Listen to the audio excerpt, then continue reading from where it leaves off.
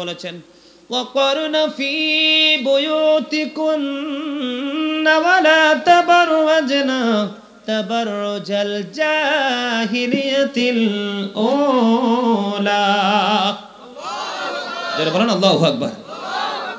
আল্লাহ রাব্বুল আলামিন বলেছেন নারীদেরকে, মা বোনদেরকে, মুমিনাদেরকে, তোমরা ঘরে থাকো, তোমরা ঘর থেকে বাইরে এসো না।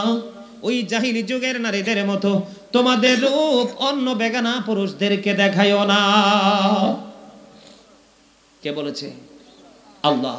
কে বলেছেন?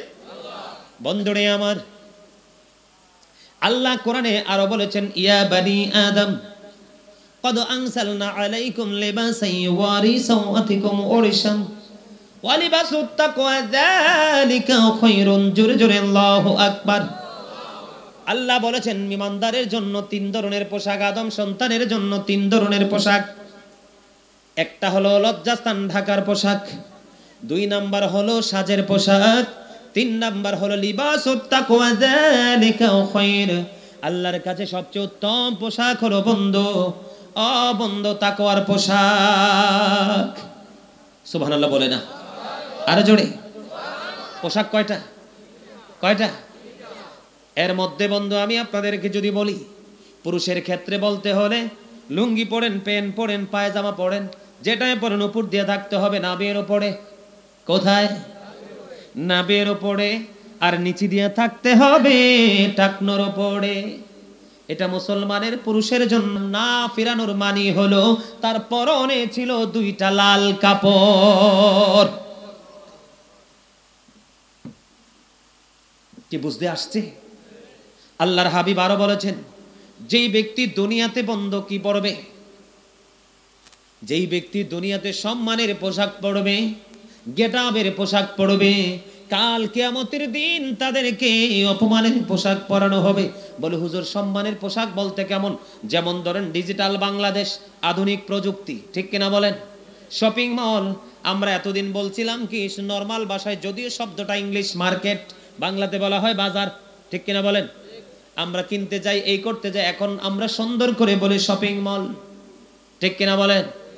ওখানে বন্ধু আপনার ডিজিটাল ফ্রেন্ড আসবে, আপনার কাছে মনে হয় এই পোশাকটা পুরুষের ক্ষেত্রে, নারীর ক্ষেত্রে, পুরুষের ক্ষেত্রে মনে হয় নাভির অর্ধাংশ দেখা যাইতে হবে, তাহলে কি পড়তে হবে? Jeans pant. পিছন দিক দিয়ে লজ্জাস্থান দেখা যাইতে হবে, উপরটা শর্ট জামা পরনে থাকতে হবে। আর নারীর জন্য হলো আমি এমন একটা শাড়ি পরতে হবে। কি করতে হবে? এমন একটা শাড়ি পরতে হবে ঘোমটা দিলেও যেন চুল দেখা যায়, ওড়না দিলেও যেন লজ্জাস্থান দেখা যায়। এইটা হলো বর্তমানে সম্মানের পোশাক, গেটাবের পোশাক। এই দুইটা পোশাক বান্দা ইমানদারের জন্য টোটালি হারাম। এবার আমি পুরুষকে দিয়ে শুরু করব। এই যে ম্যাক্সিমাম যুবকদের পরনে দেখবেন জিন্স প্যান্ট, এরা এখন বলবে হুজুর ফতোয়া দিয়ে দিবে, হুজুর আপনার ওয়াজ শুনছি ভালো কথা, আমরা কি করব না, আমরা আজকের পর থেকে টাকনুর নিচে পোশাক রাখবো না, জিন্স প্যান্টটা বড়ে ফেলবো। আমি তোমাদেরকে বলবো তুমি নিচে দিয়ে বড়তে বড়তে তুমি টাকনুর অনেক উপরে নিয়ে আসবা, কিন্তু কথা হলো উপরটাকে বৈধ করবা কেমনে? কারণ উপরটাকে বৈধ করার কোনো সুযোগ নাই, কারণ এই প্যানের জন্ম হয়েছে ছোট্ট হয়ে। কথা বলে না? এই প্যানের জন্ম কি? ছোট হয়ে। হাজার টানলে উপরের দিকে উঠবে না, ভাবতেও লজ্জা লাগে সে কি মুসলমান কিনা। তার ঘরে মা আছে, বোন আছে, বাড়িতে চাচি আছে, জেঠি আছে, চাচাতো বোন, জ্যাঠাতো বোন, নারী সদস্য প্রত্যেকটা বাড়িতে বাড়িতে আছে। একটা ছেলে কেমন করে বন্ধ মারো হাফ প্যান্ট পরে, উপর দিয়ে গোপন অঙ্গের পশমগুলো দেখা যায়। বিশেষ করে নামাজে যখন রুকু দেয়, পিছনের কাতার থেকে 100% তার পিছন দিয়ে লজ্জাস্থান দেখা যায়। যার লজ্জা নাই তার ঈমানও নাই। লুঙ্গি বলেন, প্যান্ট বলেন, পায়জামা বলেন, উপর দিয়ে থাকতে হবে নাভি বরাবর। কি বরাবর? আর নিচে দিয়ে থাকতে হবে টাকনোর উপরে। আবু বকর সিদ্দিক প্রশ্ন করলো ইয়া রাসূলুল্লাহ, ইয়া হাবিবাল্লাহ, নবী গো আমি কিন্তু ইচ্ছে করে টাকনুর নিচে পোশাক পরি না, মনের অজান্তে পোশাকটা নিচে নেমে যায়, আমিও কি সেই সাজার অন্তর্ভুক্ত হব? নবী বললেন না না, যারা ইচ্ছে করে করে অহংকার করে করে টাকনুর নিচে ঝুলিয়ে ঝুলিয়ে পোশাক পরে নাভির নিচে পড়ে, তারা অহংকার করে পরে বোখারিতে এসেছে তারা জাহান্নামে যাবে। ইচ্ছে করে যারা পড়ে তাদের জন্যই সাজা বরাদ্দ, কিন্তু যারা টাকনুর উপরে রাখতে চায় মনের অজান্তে নিচে চলে আসলো, আল্লাহর হাবিব বলেছেন তাদের জন্য কোনো সাজা নাই। যুবকদেরকে বোঝানোর জন্য বলছি, যারা লুঙ্গি প্যান্ট ট্রাউজার পায়জামা টাকনুর নিচে ঝুলিয়ে ঝুলিয়ে পড়ে, এদের জন্য মেসেজটা। বন্ধুরে আমার, তোমাদেরকে বলি, অনেকে শ্বশুর বাড়ি থেকে চেইন দিলে গলায় ঝুলায়, শ্বশুর বাড়ি থেকে আংটি দিলে হাতে দেয়, আবার কি লাইরা সাইরা কথা কয় সবাই যেন দেখে, ঠিক না বেঠি? আল্লাহর হাবিব বলেছেন এটা 100% হারাম। আর লালটা হলো মাকরুহে তাহারিমি, টোটালি লাল জামা পরা যাবে না, টকটকে লাল জামা পরা যাবে না, পাঞ্জাবি শার্ট গেঞ্জি পরা যাবে না যেটা একবারে টকটকে লাল। কারণ নবীকে লাল পোশাক পরনেওয়ালা হাদিস শরীফের মধ্যে এসেছে, দুইবার সালাম দিল নবী, একবারও সালামের জবাব দেয় না, তার অপরাধ হলো তার শরীরে জড়িয়েছে নেগেটিভ পোশাক। হাদিস শরীফের মধ্যে এসেছে, আমার নবী মসজিদে অবস্থান করতেছেন, হঠাৎ করে একজন নামাজি এসে নিয়ত করে নামাজ পড়তেছে। আমার নবী বললেন তুমি ওযু করে এসো। তিনি নামাজ ভেঙে ওযু করতে গেলেন, ওযু করে এসে আবার নিয়ত বাঁধলেন। নবী বললেন তুমি ওযু করে এসো, আবার তিনি ওযু করতে গেলেন। এবার একজন প্রশ্ন করলো, ইয়া রাসূলুল্লাহ, ইয়া হাবিবাল্লাহ, নবী গো, আপনি বারবার বলতেছেন ওযু করার জন্য, ইয়া রাসূলুল্লাহ সমস্যাটা কোথায়? আমার নবী বলতেছেন কিয়ামত পর্যন্ত সে নামাজ পড়তে পারবে রে, তার নামাজ আল্লাহর দরবারে কবুল হবে না। নামাজকে কবুল করতে হলে, আল্লাহর দরবারে পৌঁছাইতে হলে পোশাকের একটা গুরুত্বপূর্ণ শর্ত রয়েছে, পোশাকের একটা গুরুত্বপূর্ণ সীমারেখা রয়েছে, সেই সীমা লঙ্ঘন করেছে, এই জন্য তার নামাজ কবুল হবে না। আমি নবী বারবার বলেছি ওযু করার জন্য, আওয়াজ তুলে বলেন না আল্লাহু আকবার। উত্তম মেসেজ। মেম্বার সাহেব কি বলেন? অ্যাডভোকেট সাহেব কি বলেন? এগুলো কি প্রয়োজন না ওয়াজ করা, নাকি দরকার নাই? কথা বলেন, দরকার এই কে বলছেন? এগুলাই দরকার বেশি, কারণ আমাদের নীতি নৈতিকতার ইসলামিক কালচারকে নিজের আপন মনে জড়িয়ে ধরার যথেষ্ট অবহেলা রয়েছে। মনে রাখবেন, Islam is not only a religion but also complete code of life. জোরে বলেন না সুবহানাল্লাহ, আরো জোরে। মনে রাখতে হবে দ্য ভার্চুয়াস আর হ্যাপি, ধার্মিকরাই সুখী। মনে রাখতে হবে অল মেন উইল ডাই, সকলকে মরতে হবে, মরার পরেই কিন্তু কাঠগড়ায় দাঁড়াতে হবে। সেদিন যদি আল্লাহ অর্ডার করে ইউ আর আন্ডার অ্যারেস্ট, উপায় নেই। মনে রাখতে হবে আমাদেরকে, নামাজের মতো গুরুত্বপূর্ণ ইবাদত পর্যন্ত বাতিল হয়ে যাবে। সম্মানিত উপস্থিতি, প্রত্যেকটা নামাজের সময় আমরা মুসলমানের জন্য উত্তম পোশাক হলো সাদা পায়জামা পাঞ্জাবি। নামাজ পড়তে গেলে পাঞ্জাবি পরে যাবেন, লম্বা জামা পরে নামাজ পড়া সুন্নাহ। একটা সুন্নাত আমল যে ব্যক্তি করে কবরে যাবে 100 শহীদের মর্যাদা নিয়ে সে জান্নাতে যাবে। আমি নারীদের দিকে যদি বন্ধ একটু নজর দেই, দিব কি দিব না? আমাদের বাংলাদেশের মধ্যে বাড়িতে আনাচে কানাচে দেখা যায়, বন্ধুরে আমার, এই বাড়িতে একটা বেগানা পুরুষ আসলো, অনেক মহিলা দেখা যায় তার বাড়ির আঙ্গিনা দিয়ে চিপা দিয়ে চুকি দিয়ে দেখে, আছে না নাই? একটা বেগানা পুরুষের দিকে বাড়ির আঙ্গিনা থেকে, অথবা ঘরের ভিতর জানালার ফাঁক দিয়ে, অথবা যারা দোতলা, তিনতলা, চারতলা, পাঁচতলা ভবনে থাকে, তারা বন্ধু তাদের থাই গ্লাসটাকে একটু আড়াল করে, পর্দার আড়াল থেকে চুকি দিয়ে নারীদের অন্য পুরুষদেরকে দেখে। বন্ধুরা আমার, উম্মে সালমা রাদিয়াল্লাহু তাআলা আনহা থেকে হাদিস বর্ণিত, তিনি বলতেছেন আমি মাইমুনা সহ নবীর দরবারে উপস্থিত ছিলাম, হঠাৎ করে আমি দেখতে পাইলাম উম্মে মাকতুমের পুত্র আব্দুল্লাহ আসতেছে। কি? আব্দুল্লাহ আসতেছে। নবী বললেন তোমরা এখান থেকে আত্মগোপন করো। কি করো? আত্মগোপন মানে কি? তোমরা এখান থেকে চলে যাও, প্রস্থান করো। এবার তারা বলল ইয়া রাসূলুল্লাহ, ইয়া হাবিবাল্লাহ, নবী গো, ওই আব্দুল্লাহ তো অন্ধ। এবার আমার নবী একটা ডাক দিয়ে বলল, আব্দুল্লাহ অন্ধ, তোমরা তো অন্ধ নও। তার মানে আব্দুল্লাহ হয়তো চোখের দৃষ্টি না থাকার কারণে সে তোমাদেরকে দেখবে না, কিন্তু তোমরা তো তাকে দেখতে পাবে। তার মানে এই হাদিস শরীফ থেকে বোঝা যায় বন্ধু, একটা নারী অন্ধ কোনো পুরুষের দিকেও নজর দিতে পারবে না, যদি দেয় তাহলে সে 100% পর্দাশীল না। কথা কি বুঝে আসছে? আরো জোরে। বর্তমান প্রেক্ষাপটে দেখা যায় কিছু মহিলা আছে, আমি আমার মা বোনদেরকে বিনয়ের সাথে বলবো, আমার নবী বলেছেন বন্ধু, যেই নারী পুরুষের পোশাক পরে আর যেই পুরুষ নারীর পোশাক পরে, ও বন্ধু, তাদের দুইটা টিমকেই অভিশপ্ত করেছে। একটা নারী যদি কোনো পুরুষের পোশাক, ধরেন একটা সিম্পল জুতা, কি কথা বলেন না, ময়লা লাগলো কোত্থেকে, সিম্পল যদি একটা জুতা, মহিলার জুতা, পুরুষের জুতা যদি কোনো মহিলা পরে, তারপরেও সেই মহিলা দায়ুস। কি বন্ধু, নারী মহিলার পোশাক পরতে পারবে না, পুরুষের পোশাক পরতে পারবে না নারী, এটা হলো দায়ুস। জোরে জোরে নাউজুবিল্লাহ। আমার নবী বলেছেন দুইটা দল জাহান্নামী, যাদেরকে আমি এখনো দেখিনি।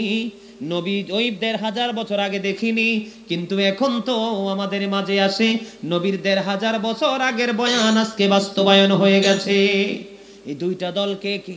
একটা দল হলো তাদের হাতে বন্ধু গরুর লেজের মতো চাবুক থাকবে, তারা মানুষকে ধরে ধরে মারবে, সেটা হলো সন্ত্রাস। আছে না নাই? আর ২ নাম্বার হলো বন্ধু, সেটা হলো মর্দা মহিলা, যেই মহিলা নারী হয়েও পুরুষের মতো চলতে পছন্দ করে। জোরে জোরে নাউজুবিল্লাহ। এই মর্দা মহিলার সাথে কিন্তু আরেকটা জিনিস অ্যাড করতে হবে বন্ধু, মর্দা মহিলাদের জন্য কিন্তু জাহান্নামে একটা খাবার রাখা আছে। এই খাবারটা কিন্তু বন্ধু, যারা মদ খায়, তারা গাঁজা খায়, যারা নেশা করে, যারা ইয়াবা খায়, তাদের জন্যই মর্দা মহিলার, বেপরদাশীল দায়ুস মহিলার জন্য যে খাবারটা বরাদ্দ, এই খাবারটা কিন্তু নেশাখোরদের জন্য বরাদ্দ। জোরে জোরে নাউজুবিল্লাহ। আমি তার আগে বলে রাখি, আল্লাহ কোরআনে বলেছেন ইন্নামাল খামরু ওয়াল মাইসিরু ওয়াল আনসাবু ওয়াল আজলামু রিজসুম মিন আমালিশ শাইতান। আমার আল্লাহ বলেছেন মদ, জুয়া, মূর্তি, ভাগ্য গণনা করা, ঘৃণবস্তু শয়তানের কাজ। জোরে জোরে নাউজুবিল্লাহ। আরো জোরে, আরো জোরে। বন্ধুরে আমার, এই মদ আপনাদের গাজা টাজায় সমাজে আছে না নাই? অমর খোদা মুইন কমবে জামু, মুই তো শেষ হইয়া যাবো। মেম্বার সাহেব কি কইলেন মোরে? কিও লয়া সাহেব, এই এলাকা গাজা আসে কোন দিয়া? আমি তো মনে করছি যে নদীর কিনারা বর্ডারে টোয়ার্ডারে আছে। এটা তো কোনো বর্ডার না, এটা একটা বিউটিফুল প্লেস। কেমনে আসে? পকেটে হয়ে, গাড়ি দি। ও মানা ওমা মা, এটা এত ব্যাকে মিলিত রং কাজ করছে, ঠিক কিনা বলে? হ্যাঁ, মদ আছে, জুয়া আছে, গাঁজা আছে, নেশা আছে। নাউজুবিল্লাহ বলেন না নাউজুবিল্লাহ। তাদের জন্য একটা খাবার বরাদ্দ আছে, হাদিস শরীফের মধ্যে এসেছে। এই খাবারটার নাম হলো বন্ধু তিনাতুল খাবাল। কি তিনাতুল খাবাল? ইয়া রাসূলুল্লাহ, খাবারটা কি? তিনাতুল খাবালটা কি? আমার নবী বলেছেন আরেকটা জাহান্নামীর নিংরানো রক্তপুঞ্জ। ওমা, এই দুনিয়াতে যেমন ফাঁক ফুক দিয়ে বাচ্চা যান, ঘোষটুস দিয়ে পলায়া যান, ওখানে পলানোর সুযোগ নাই। আল্লাহ বলেছেন লা ইয়ামুতু, people will not die that day, মরার সুযোগ নাই। ফিহা ওয়ালা ইয়াহইয়া, people will not be able to life that day, বাঁচারও সুযোগ নাই। ওয়া মা হুম আনহা বিগাইবিন, সেখান থেকে পালিয়ে যাওয়ারও সুযোগ নাই। People will not be able to escape that day. বাঁচতেও পারবো না, মরতেও পারবো না, পালাইতেও যাবেনটা কোথায়? আমার দিকে তাকান। ইমাম আজম আবু হানিফা রাহমাতুল্লাহি আলাইহি বলেছেন, যে ব্যক্তি মদ পান করে, মদ শ্রবণ করার পরে ওই ব্যক্তিটা সেন্সলেস হয়ে যায়, তার বিবেকটা বিলীন হয়ে যায়। তখনই বন্ধু একটা নেশাখোর ব্যভিচারে লিপ্ত হয়। এই জন্য ইমাম আজম আরওয়ানিহা রহমতুল্লাহি আলাইহি বলেছেন, যদি তোমরা দেখো নেশাখোর তাহলে 80টা দৌড় মারতে হবে।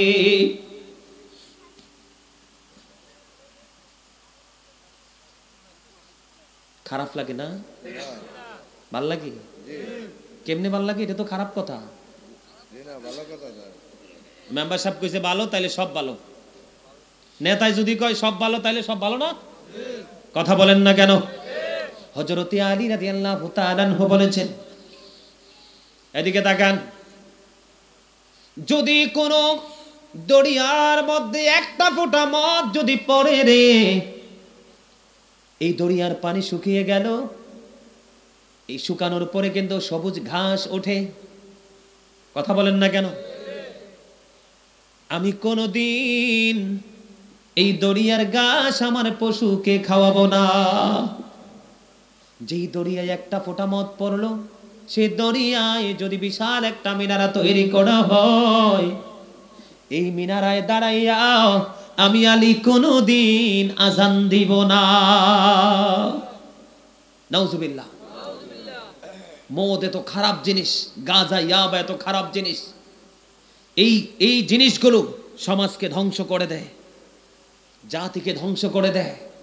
সম্মানিত উপস্থিতি, যারা সামাজিক দায়িত্ব পালন করেন, বিশেষ করে বাবা মা, গুরুতরভাবে দায়িত্ব পালন করতে হবে, না হয় কিন্তু সমাজ জাতি ধ্বংস হয়ে যাবে। ঠিক না ঠিক? আরো জোরে। মদকে বাদ দেওয়ার দরকার আছে না নাই? গাঁজার দরকার আছে না নাই? আমি মনে করব সমাজে যারা নেতৃত্ব দিচ্ছেন তারা এটার দিকে কড়া নজর রাখবেন। আজকে যুব সমাজ ধ্বংস, এটাতে কিন্তু বড় বড় লিডাররাই কিন্তু যুক্ত থাকে, কিন্তু তারা প্রকাশ্যে শাসন করে, গোপন এটাকে ইনপুট করে। কথা বলে না কেন? এই জায়গা থেকে আমাদের সবাইকে মিলেমিশে বের হয়ে আসতে হবে। ঠিক কিনা বলেন?